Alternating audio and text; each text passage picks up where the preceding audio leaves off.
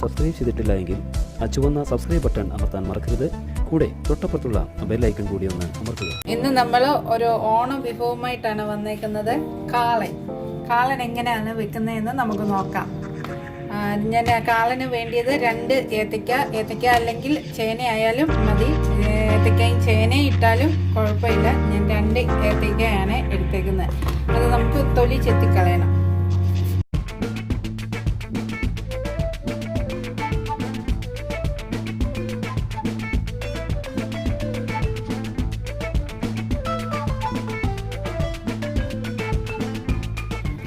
ഇതിന് ചെറിയ കഷ്ണങ്ങളായിട്ട് മുറിക്കാം.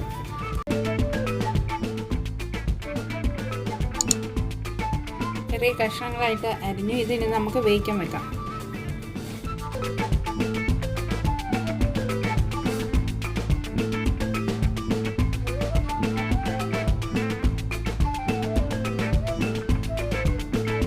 അല്പം മഞ്ഞൾപ്പൊടി ചേർക്കാം.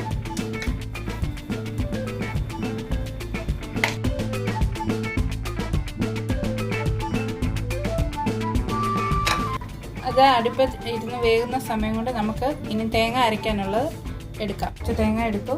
അതിൻ്റെ കൂട്ടത്തിൽ 2 പച്ചമുളകും ഇട്ട് അരയ്ക്കാം. കുറച്ച് ജീരകം ഇതിട്ട് നമുക്ക് മിക്സിയിൽ നല്ല പാല് പോലെ അരഞ്ഞു കിട്ടണം.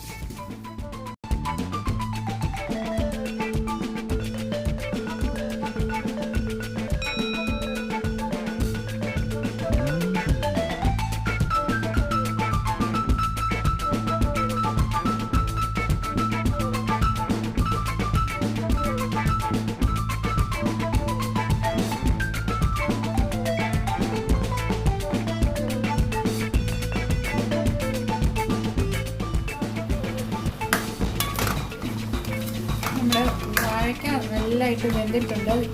അത് പയ്യെ ഒന്ന് ഉടച്ചു കൊടുക്കും.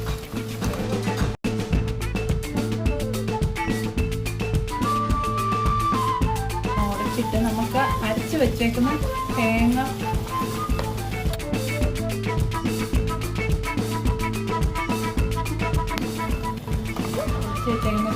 ചേർത്ത് നല്ല പച്ചമണം ഒന്ന് പോയി ലാസ്റ്റ് കടുക് പൊട്ടിച്ച് ചേർക്കണം. സാധനങ്ങൾ നമുക്ക് റെഡിയാക്കി വെക്കാം.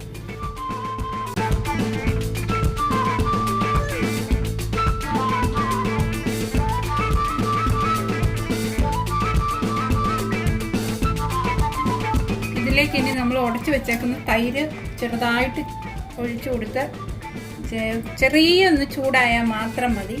ഇത്തിരി തിളക്കരുത്. തൈര് ഒഴിച്ചു കൊടുത്താൽ പിന്നെ തിളയ്ക്കാൻ പാടില്ല. ചെറിയ ചൂടായാൽ മാത്രം മതി.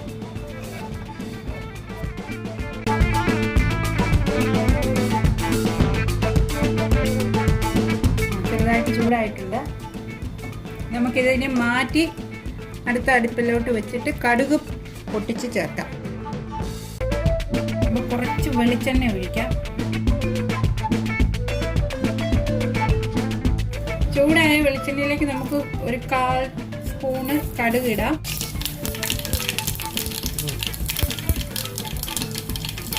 കുറച്ച് ഉലുവ ഇടാം. എന്നിട്ട് നമ്മൾ ചതച്ചും അരിഞ്ഞും വെച്ചേക്കുന്ന കുഞ്ഞുള്ളി, ഇഞ്ചി, വെളുത്തുള്ളി,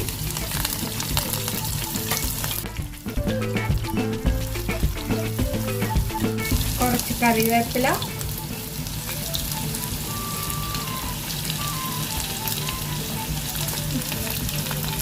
കുറച്ച് മുളക്,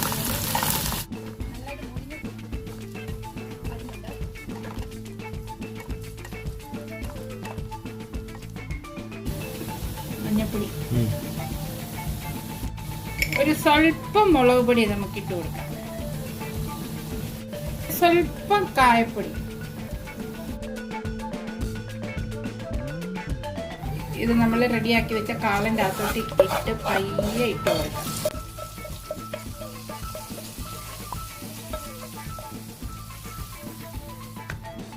ഓണസദ്യക്ക് പറ്റിയ കാളൻ കറി.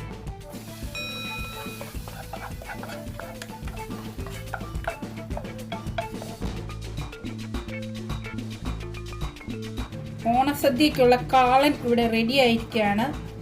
എല്ലാവരും സിമ്പിൾ കറിയാണ്. എല്ലാവരും ഇത് ട്രൈ ചെയ്യണം. കമന്റ് ബോക്സിൽ കമന്റ് ഇടണം.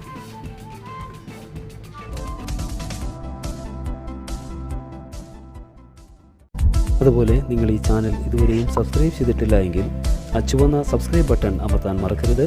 കൂടെ തൊട്ടപ്പുറത്തുള്ള ബെൽ ഐക്കൺ കൂടി ഒന്ന് അമർത്തുക.